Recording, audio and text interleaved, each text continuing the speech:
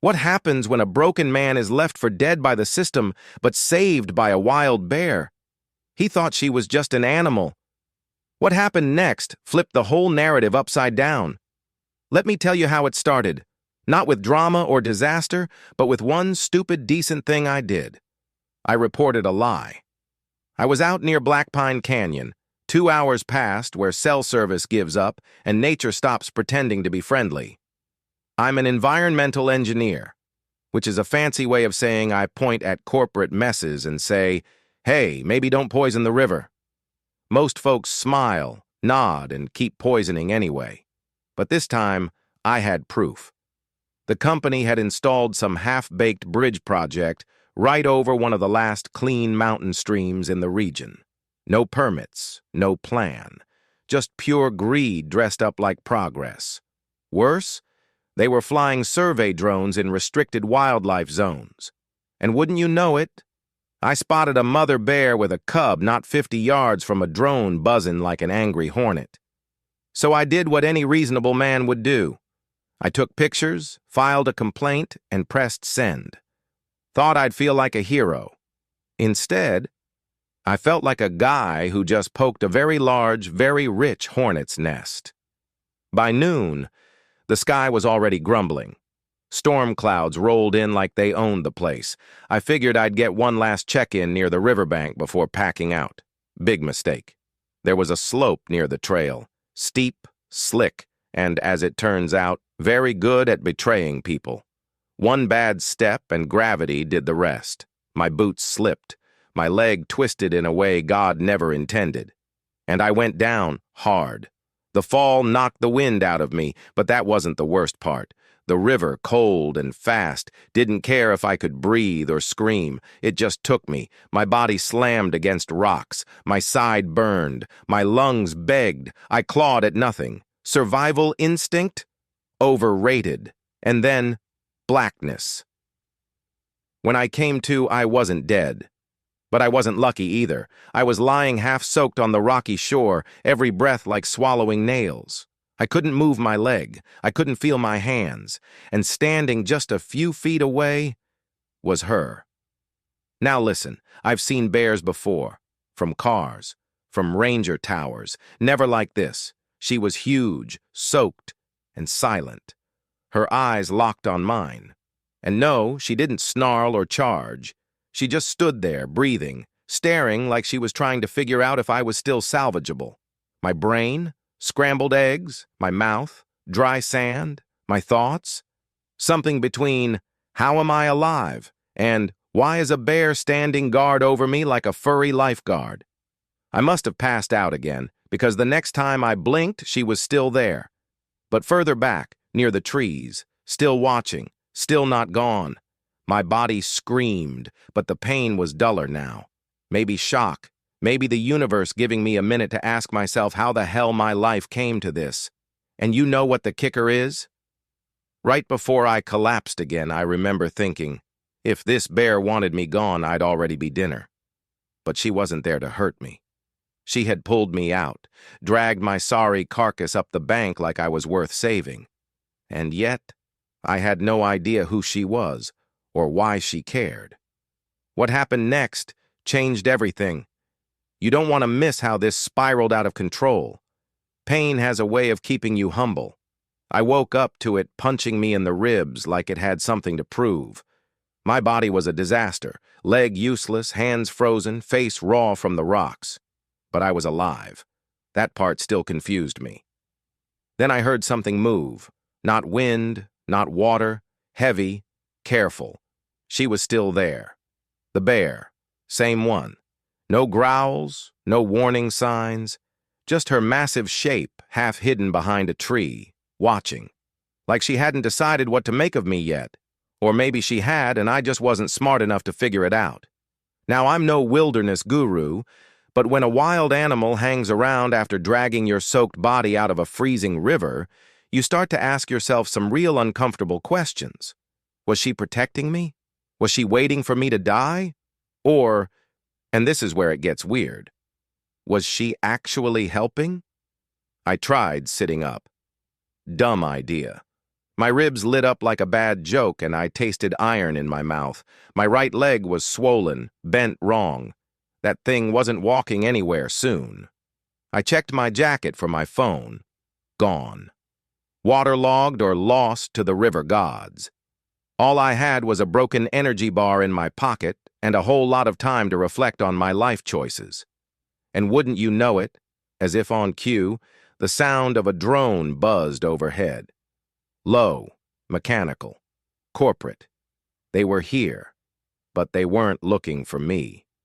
You'd think after reporting a multi-million-dollar bridge scandal, someone might want to check in on the guy who blew the whistle. Wrong. These guys weren't search and rescue, they were surveillance.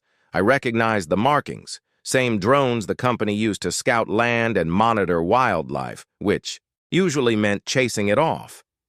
I tried waving. I tried yelling. Nothing. Either they didn't see me or they saw me and didn't care. Take a wild guess which one I believe.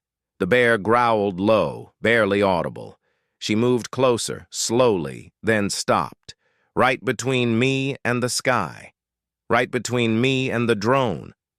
That's when it hit me. She wasn't just protecting me from animals. She was shielding me from people. And I hated how much that made sense. By late afternoon, things got worse. Because of course they did. Two men appeared on the ridge. Camo, rifles, tactical gear like they were starring in their own backyard action movie. They weren't rangers, and they weren't hikers. They were here for her. One of them spotted the bear and stopped cold. "That's the one," he said, like he was ordering off a menu. "Yeah," the other one grunted. "Big girl. That's 50 grand right there if we tag her." That's when I realized. This wasn't a hunt. This was cleanup. They knew I was here. They knew she had saved me. And they wanted her gone, not because she was dangerous, but because she made the story messy. I tried shouting. My voice cracked. One of them turned, raised a rifle, not at me, at her, and she didn't run. She just stood her ground, muscles tense, eyes locked on the threat like she understood exactly what was about to happen. I wanted to scream, throw something, crawl, anything. But all I could do was watch. This is the turning point.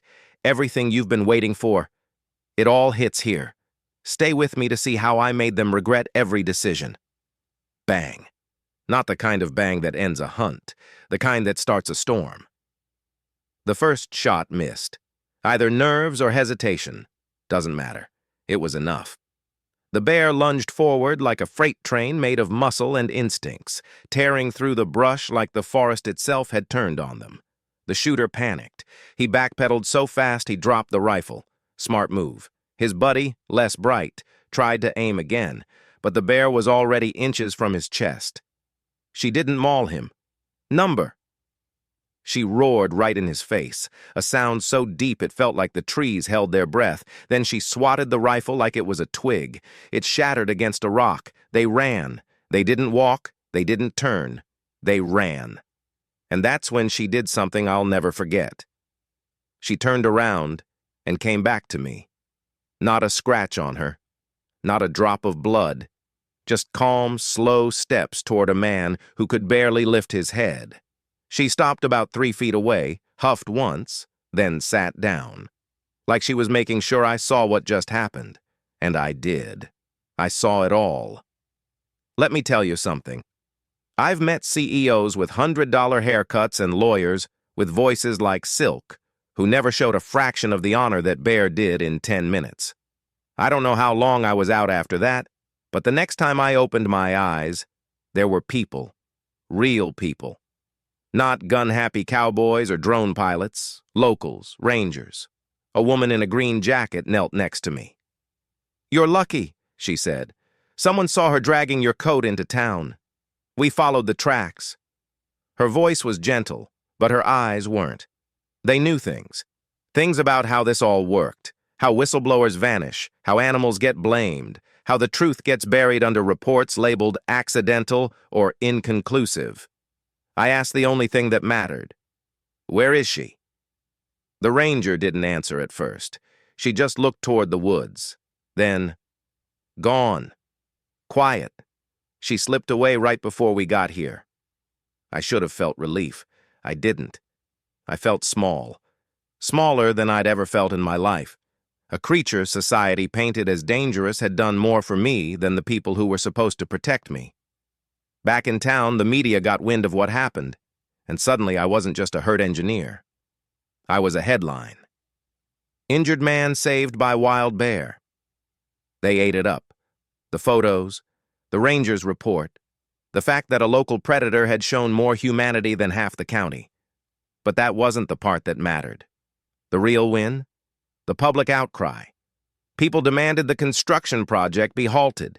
Donations flooded into wildlife protection groups. The drone company got investigated for violations, and those two yahoos with the rifles? Arrested. Turns out they'd been poaching under the radar for years. She didn't just save me, she exposed them.